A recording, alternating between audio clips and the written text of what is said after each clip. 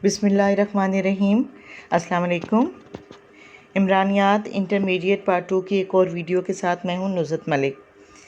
आज की ये वीडियो आबादी में इजाफ़े की वजूहात के बारे में है कि आबादी में क्यों इजाफ़ा हो रहा है। हम ख़ास तौर पर फोकस करना है कि पाकिस्तान में जो आबादी है उसमें इजाफ़े की क्या वजूहात है।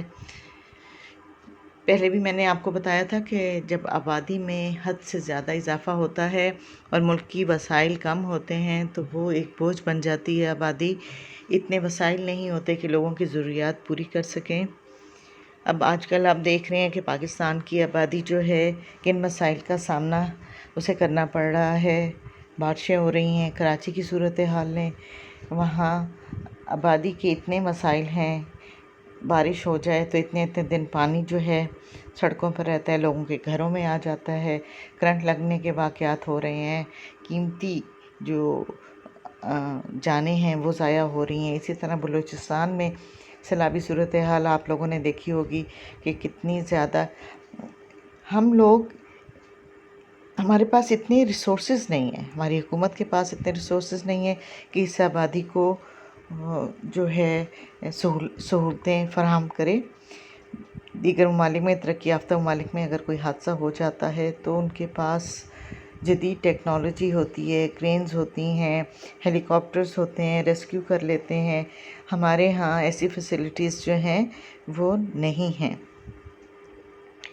पाकिस्तान की आबादी में इजाफ़ा क्यों हो रहा है, इसकी तो बेशुमार वजूहात हैं जिनका ज़िक्र करना है, लेकिन आपकी बुक में जिस तरह दी गई हैं कि कम उम्री की शादी, एक से ज़ायद शादियाँ, आब व हवा की शिद्दत, नरीना औलाद की ख्वाहिश, कसरत औलाद की ख्वाहिश, शरह अमवात में कमी, जदीद तिबी सहूलतें, ग़िज़ा का मेयार, और ये वजूहात हैं कि जिनकी वजह से आबादी में इजाफ़ा हुआ है। किताब पर ही फोकस करते हैं, इन्हीं वजूहात को डिस्कस करेंगे। इसके अलावा कुछ और जो वजूहात हैं उसके बारे में भी मैं आपको बताऊंगी। तो आबादी जो है जिस शरह से बढ़ रही है, हमारे रिसोर्सेस उतने नहीं हैं। बार बार यही बात मैं आपसे कहूँगी कि कई ममालिक होते हैं जिनकी आबादी कम है और वो चाहते हैं कि उनकी आबादी ज़्यादा हो। वो गैर मुल्कियों को शहरियत देते हैं ताकि उनकी जो है ह्यूमन पावर जो है वो इजाफ़ा हो जाए। लेकिन पाकिस्तान का तो निज़ाम ही उल्टा है। यहाँ आबादी ज़्यादा है, सहूलतें बहुत कम हैं और हमने इसको कैसे कंट्रोल करना है। आज की ये वीडियो जो है आबादी में इजाफ़े की वजूहात के बारे में है। तो कल जो इंशाल्लाह मैं वीडियो बनाऊंगी वो इस बढ़ती हुई आबादी के नताइज या असरात हमारे माशरे पर क्या मुरतब हो रहे हैं उनके बारे में होगी। इसी तरह फिर इसके रोकने के जो इक़दाम हैं कि इसको कैसे आबादी को कंट्रोल किया जा सकता है। रोका तो नहीं जा सकता, लेकिन किसी हद तक इसको कंट्रोल किया जा सकता है आबादी को।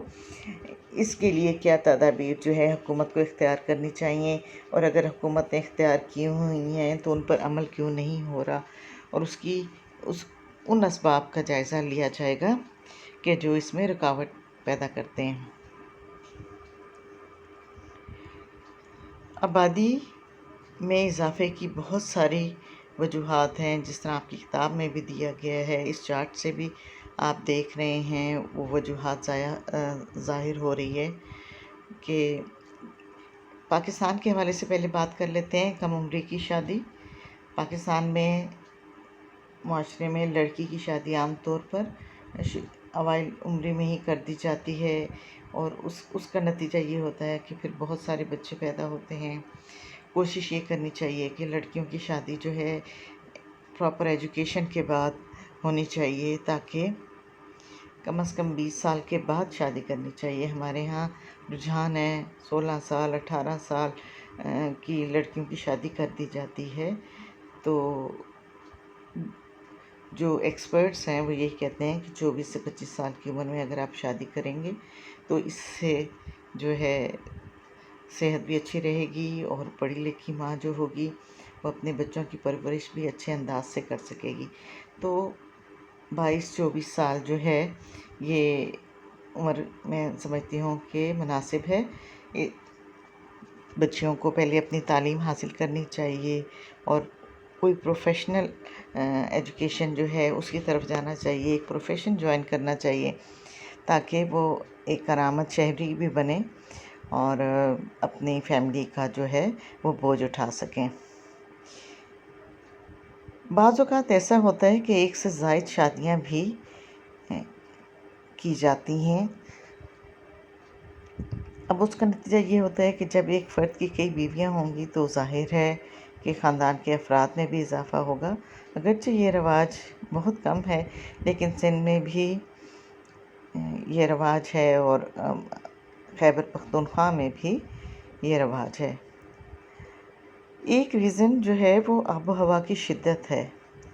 ہمارے خطے کی جو آب و ہوا ہے اس میں شدت ہے، یعنی شدید گرمی اور لمبے عرصے کا دورانیہ ہوتا ہے، جس سے بچے جو ہے وہ بہت جلد جو ہیں وہ جوان ہو جاتے ہیں اور وہ بھی ایک وجہ بنتی ہے آبادی میں اضافے کی۔ بعض اوقات ایسا ہوتا ہے کہ کسی کے ہاں بیٹیاں پیدا ہو جاتی ہیں لیکن ان کی خواہش ہوتی ہے کہ جب تک بیٹا نہیں ہوگا بچے پیدا ہوتے رہیں، اور نرینہ اولاد کی جو خواہش ہوتی ہے کہ جی بیٹا ضرور ہو، تو اس چکر میں بھی آبادی جو ہے بہت زیادہ، خاندان کی آبادی جو ہے وہ بڑھ جاتی ہے۔ کئی دفعہ 5 بیٹیوں کے بعد بھی کوشش کی جاتی ہے کہ جی اب ہمارا بیٹا ہو جائے، اور کبھی 5 کے بعد، کبھی 7 کے بعد۔ تو اس طرح اگر بیٹیاں پیدا ہونی شروع ہو جائیں تو پھر والدین جو ہیں ان کی خواہش ہوتی ہے کہ وہ ان کے ہاں بیٹا بھی ہو۔ تو اس لیے کیونکہ ہمارا سسٹم ایسا ہے کہ کہا جاتا ہے جی کوئی وارث ہو، خاندان کا نام باقی رہے، یہ خواہش اتنی شدید ہے کہ کئی لوگ اس کے لیے کئی شادیاں کر لیتے ہیں نرینہ اولاد کے لیے۔ اور کیا کہا جا سکتا ہے، یہ لوگوں کی سوچ ہے۔ ہم لوگ آبادی اور اوور پاپولیشن کی بات کر رہے ہیں۔ پاپولیشن تو ظاہر ایک ملک کی آبادی ہوتی ہے، لیکن اپنے ریسورسز سے جب زیادہ ہو جائے تو اس کو ہم اوور پاپولیشن کہتے ہیں، یعنی کثرت آبادی جو ہوتی ہے، جب ریسورسز ہمارے پاس کم ہوں اور آبادی زیادہ ہو تو اس کو، تو یہ جو ٹرمز استعمال ہو رہی ہیں آپ کی کتاب میں اس کو بھی آپ دیکھتے رہیں کہ یہ کیا ہیں۔ ایک ہمارے لوگوں میں کیا رجحان ہے کہ وہ سمجھتے ہیں اگر بچے زیادہ ہوں گے تو اس گھرانے کا جو منصب ہے وہ بلند ہوگا، اور ہمارے جتنے زیادہ افراد ہوں گے گھرانے کے تو اتنے زیادہ ہم طاقتور ہوں گے۔ تو اس قسم کی جو سوچ ہے لوگوں کی ہے۔ اسی طرح ملازم اور مزدور بھی جو ہیں ان کا معیار زندگی پہلے ہی پست ہوتا ہے اور مالی وسائل نہیں ہوتے، لیکن ان کی جو اولاد ہے، کثرت اولاد ہے، وہ چاہتے ہیں کہ ان کے بہت سارے بچے ہوں۔ تو ایک اور ریزن جو آبادی میں اضافے کی ہے کہ شرح اموات میں کمی ہو گئی ہے۔ تعلیم کے پھیلنے سے صحت و صفائی کا معیار جو بہتر ہو گیا ہے اور چھوٹے چھوٹے امراض پر قابو پا لیا گیا ہے، اس کی وجہ سے بچوں کی جو شرح اموات ہے وہ کم ہو گئی ہے اور آبادی میں خاطر خواہ اضافہ ہو رہے ہیں۔ شرح اموات، یہ تو بہت اچھی بات ہے کہ صحت کی بہتر سہولتیں ملیں اور بنیادی صحت کی ضرورتیں سب کے لیے ہونی چاہیے۔ جدید طبی سہولتوں کی وجہ سے بھی شرح پیدائش میں اضافہ ہوا ہے اور والدہ کی جو اموات تھی جو کہ زچگی کے دوران ہو جاتی تھی اس میں بھی کمی واقع ہوئی ہے، اور غذا بھی بہتر مل رہی ہے لوگوں کو۔ تو یہ بہت ساری وجوہات ہیں جن کی وجہ سے ہماری آبادی میں بے پناہ اضافہ ہو رہا ہے۔ ضرورت اس امر کی ہے کہ ہم میڈیا کے ذریعے، تعلیم کے ذریعے، سلیبس کے ذریعے اس چیز کو اجاگر کریں کہ ہمارے ملک میں کتنے ریسورسز ہیں اور اس کے مطابق آبادی ہونی چاہیے۔